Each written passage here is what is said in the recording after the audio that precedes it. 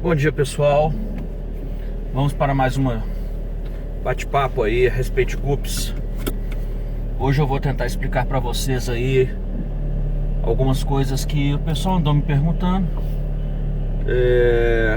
Coincidentemente, mais de uma pessoa fez a mesma pergunta, só que de coisas assim, de peixes diferentes.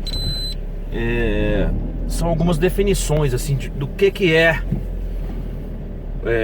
o padrão de determinada linhagem, como que deve ser o padrão de determinada linhagem, tá? Eu vou explicar para vocês aqui hoje algumas linhagens asiáticas. Primeiramente, eu vou falar um pouco aqui do que é linhagem para vocês, tá certo? O que diferencia uma linhagem da outra? Todo mundo sabe o que é fenótipo, todo mundo sabe o que é genótipo. Se não souber, procure entender aí. O Google vai te explicar isso aí muito bem. O que é um fenótipo, o que é um genótipo. Indivíduos diferentes podem ter o mesmo genótipo. Indivíduos parecidos que têm o mesmo fenótipo podem ter genótipos diferentes. Vou repetir. Indivíduos parecidos podem ter genótipos diferentes. Indivíduos diferentes podem ter genótipos parecidos. Exemplo: um cavalo branco árabe, um cavalo branco manga larga. Todos dois são cavalos brancos, porém são diferentes. Um é manga larga, um é árabe. Em compensação, nós temos um cavalo branco árabe e um cavalo malhado árabe. Pampa árabe. Irmãos. São cavalos com fenótipos diferentes e genótipos similares. Entenderam? Muito bem. A gente tem aí diversas linhagens asiáticas que produzem peixes com genes que aparecem em uns, que não aparecem nos outros. Nós temos uma salada de genes nos peixes asiáticos, ok?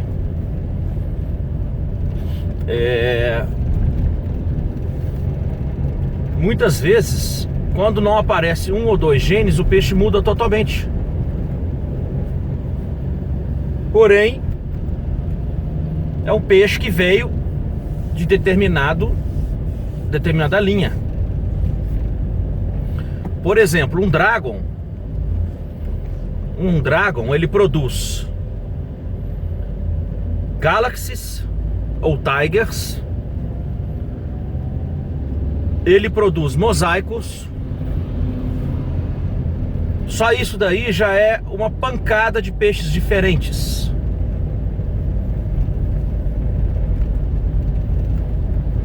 Então tem algumas pessoas aí que se dizem entendidas, que criticam muito.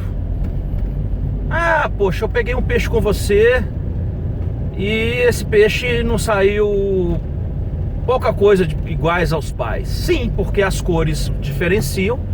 Vamos supor, você tem um dragon roxo. Dragon roxo, raio dorsal e big ear. Muito bem. O roxo é a cor mais recessiva. É a que nasce menos na cria. Big ear é o que nasce menos na cria. Raio dorsal, dependendo do cruzamento que você faz, nascem poucos também. Então você tem um peixe aí recessivo de cor, recessivo de nadadeiras.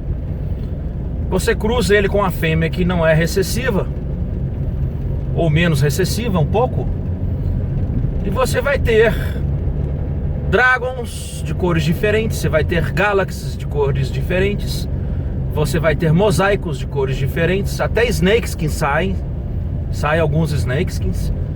Por quê? São supressão de genes e mutações, tá certo? Isso aí não sou eu que faço, não. O peixe já chega pra gente dessa forma. São essas variações que tem na linhagem. É o cavalo branco árabe, é o cavalo malhado árabe, é o cavalo preto árabe, entendeu? O cavalo com a crina longa, com a crina curta, todos árabes. Então, esta é a grande dificuldade dos iniciantes em poder identificar nas crias o que vai utilizar. À medida que você vai pegando o jeito da criação, da linha, automaticamente você vai fechando esses genes. Porque o grande segredo não é o macho, porque o macho você enxerga, você vê o que você está utilizando. O grande segredo é a fêmea. A fêmea, você tem que escolher a fêmea mais dentro do padrão do macho. Eu já expliquei isso em outros vídeos para vocês. Então, nos peixes asiáticos, nós temos estas diferenças. As dorsais, por exemplo, elas são dorsais altas, que a gente chama de high fin, que é aquela dorsal que parece uma vela de barco. Ela é alta. Nós temos a dorsal média alta, que é a big dorsal, seria uma meia vela. Nós temos a dorsal alongada, que é aquela dorsal comprida, que vai até na cauda. Nós temos a dorsal paralelogramo. São diferentes formatos de dorsais que aparecem em todos os peixes asiáticos, tá certo? Quando você cruza um dorsal alta com um dorsal, por exemplo, triangular, paralelograma, você vai ter diversos tipos de formatos de dorsais nas crias. O grande segredo é saber identificar a dorsal da fêmea, porque do macho você já está vendo, né? Então você vai identificar nas fêmeas aquelas que tem dorsal mais coloridinha, aquela que tem dorsal mais alta, aquela que tem a dorsal mais comprida, para você poder utilizar ela corretamente, né? Big Ear. Os peixes Big Ear hoje você tem, dependendo da cria, 20, 10%, 5% de Big Ear. Grande segredo, fêmeas. Então, quanto mais escurinha a peitoral da fêmea, melhor. Nós já temos aqui linhas de fêmeas com a peitoral preta, né? Então, vocês devem saber identificar. Então, assim, cores também. Pegar a lanterna e iluminar o peixe, ver qual que é a cor que ele tem, qual que é a cor que a fêmea tem. Você tem que ter esse critério na sua seleção. Critério. Tá, isso aí nós estamos falando em cor, né? Aí nós vamos falar agora em formato. O macho e a fêmea, ele tem que ter um formato como é que eu falo assim, para você tentar explicar? A fêmea não pode ter a cabeça chata, não pode ter defeitos de formação, coluna torta, tanto macho quanto a fêmea, corpo reduzido, corpo balão. Tem gente que agora, os asiáticos agora estão inventando um koi balão. O balão, que é aquela molinésia balão, é o peixe com corpo reduzido, né? Isso daí aparece devido ao número incessante de cruzamentos consanguíneos, e as deformidades começam a aparecer. E o koi, como é um peixe ainda que tem uma genética não tanto fácil de você passar, para conseguir passar tem que cruzar com várias vezes com sanguinidade. Então, por enquanto, tá começando a vir essas distorções aí, né? O peixe com corpo curto, isso daí pra mim não dá, entendeu? Querer julgar isso daí no mercado, simplesmente dando uma nomenclatura para aquilo ali, com aquela deformidade. Tudo bem, a molinésia balão a gente sabe que já é um peixe que já existe aí até padrão para ele, mas no guppy não é muito bem-vindo um peixe com corpo curto. Então você tem que escolher o peixe com corpo nas proporções, né? Tem aí, devo colocar para vocês aí no meu Facebook, tem aí as fotos dos padrões, né, de corpo perfeito. Ele não pode ser achatado, com coluna torta. O peixe não pode ter coluna torta, arqueado, né? Como arqueado, ele não pode ter deformidade nenhuma na coluna. O peixe, ele tem que ter nos machos uma proporção de tamanho, né? A gente calcula aí que o corpo do peixe no macho é em torno de 2,7 centímetros e a cauda 2,7 centímetros, a fêmea em torno de 7 centímetros. A fêmea tem que ter, o macho também, um pedúnculo largo, né? Tem que ser um peixe robusto. A cauda, ela tem que ter o formato certinho, né? Não adianta você pegar um delta com a cauda arredondada ou um delta com a cauda partida, entendeu? Essas coisas elas têm que ser selecionadas aí nas crias. Isso tudo para falar para vocês do padrão que as pessoas me perguntaram, tá certo? Eu dei para vocês aí uma aula de Red Dragons, para vocês entenderem que o Red Dragon é um peixe muito bonito, porque ele tem vários genes embutidos nele. Ele tem o gene platino, o gene choker, ele tem alguns com metal, ou seja, é um peixe que tem várias características ali. Algumas se apresentam, outras não se apresentam, ficam embutidas. E quando você faz um cruzamento, dependendo do cruzamento, se determinado gene não aparece, o outro vai aparecer. Então o peixe muda, né? Fora as cores. As cores eu já dei aula para vocês aí de quais são as cores dominantes e recessivas. Então quando você faz um cruzamento, as cores elas variam. Dependendo da fêmea que você utiliza, você vai ter diversas cores aí nas crias, né? Ah, mas eu quero um peixe que saia só ele. Poucos peixes asiáticos você vai ter essa característica.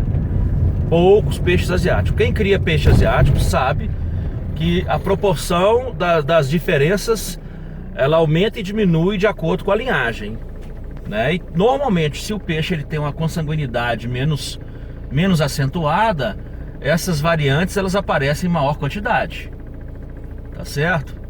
Então você vai fazer opção. Eu quero um peixe só assim, tudo bem, você pode ter esse peixe só assim. Em compensação, vai ser um peixe que não vai ser tão fértil, é um peixe que vai ser fraco, porque você já fez tanta seleção de consanguinidade assim direta, que seu peixe ele vai estar num formato, numa cor desejável, mas ele começa a perder determinadas coisas importantes para o criador, como vigor, fertilidade, tamanho, percentual de peixes robustos, né?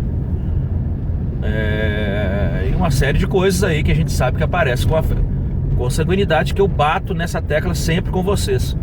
Parece que todas as aulas que eu falo com vocês aqui, todo bate-papo, eu falo muito de consanguinidade, porque é o grande defeito dos criadores no mundo inteiro, é criar os peixes de forma muito consanguínea, tá certo? Por quê? O criador só tem o olho para a beleza. Só que você tem que ter o olho para a beleza e o olho para o vigor, para a fertilidade. Então você tem que saber lidar com as duas coisas. Muito bem. Agora eu vou falar aqui do Dragon. O Dragon normalmente ele tem que ter o corpo platinado, que é aquele dorso meio amarelo, meio dourado, meio prateado. Ele tem que ter aquelas pintinhas que são as rosetas. O corpo pode ser mais escuro ou menos escuro. A cauda bem filigrana. Pontos negros. E o fundo vai variar para vermelho, amarelo, laranja, roxo. Então, alguns com duas cores, vermelho e amarelo. O Dragon vermelho, quanto mais vermelho, mais pintadinho, melhor, né? Sem infiltração de outra cor. E aí vai, né?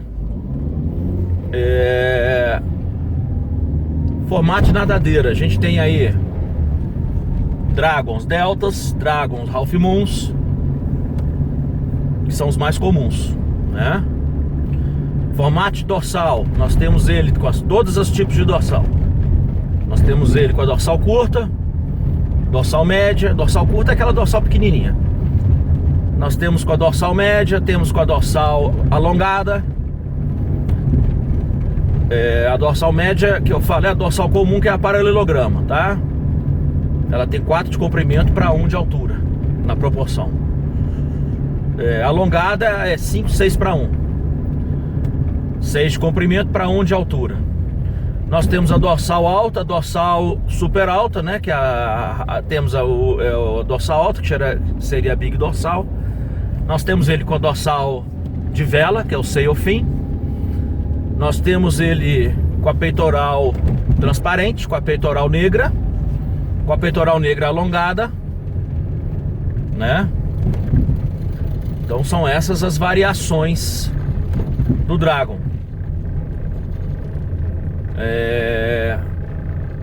Vou falar aqui agora do mosaico. O mosaico, ele não tem as rosetas. As rosetas são aquelas pintas no corpo. Normalmente o mosaico, ele é platinado ou ele é sem platinado. Platinado é aquela mancha no dorso, que ela é amarela ou dourada, e branca ou prateada. E tem algumas pintinhas vermelha, preta no corpo. Não tem roseta no corpo. Alguns são tuxedo,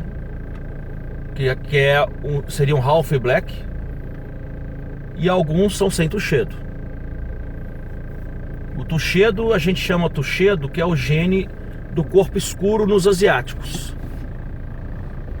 Aparece mais nos machos, é ligado ao Y. O tuxedo, ele aparece muito no Tiger ou Galaxy. O Tiger nada mais é do que um Galaxy. Aparece muito nos mosaicos, tá? Qual a diferença do Tiger para o mosaico platino? A diferença é muito pequena, viu, gente? É mais na cor. O Tiger, que é o nome comercial do Galaxy amarelo, ele é amarelo, né? Ele é amarelo, e o mosaico, ele é mais puxado pro vermelho, né? E alguns Galaxy apresentam algumas rosetas no corpo também. Então vocês vão ver que são peixes muito assim, próximos. Eles são muito ligados entre eles, assim, e a genética é muito próxima, tá certo? Tanto é que são compatíveis. A maioria deles são peixes compatíveis, fáceis de você estar fazendo aí a quebra da consanguinidade através do outcrossing entre eles. Que não ser esse outcrossing desses asiáticos, eu digo, são linhas compatíveis. É quase como um line breeding das linhas americanas, de tão próximo que são esses peixes, tá certo? E o Glass é um peixe também asiático. Ele tem a cauda com fundo azul, ou amarelo, ou branco, ou como nos mosaicos, só que as pintas são menores que nos mosaicos. Eles não têm platinado no corpo, mas tem aquela mancha escura, parecida uma mancha Nike, tá? As nadadeiras também, as mesmas características. Você tem eles Half Moon, você tem eles Delta. A gente já está conseguindo tirar alguns com a peitoral preta, já quase um Big Ear. As dorsais também são as mesmas das que eu descrevi para vocês. Saem de vários tipos. São compatíveis também, tá? São peixes compatíveis. Eu diria que o mosaico e o Glass são os primeiros asiáticos aí que a gente adquiriu, que foram os primeiros que apareceram juntamente com os cobras. Os cobras são os snakeskins mosaicos, né? São os descendentes desses peixes todos aí. Quando eu comecei a criar, eu não sabia nada de cruzamento e ninguém sabia também.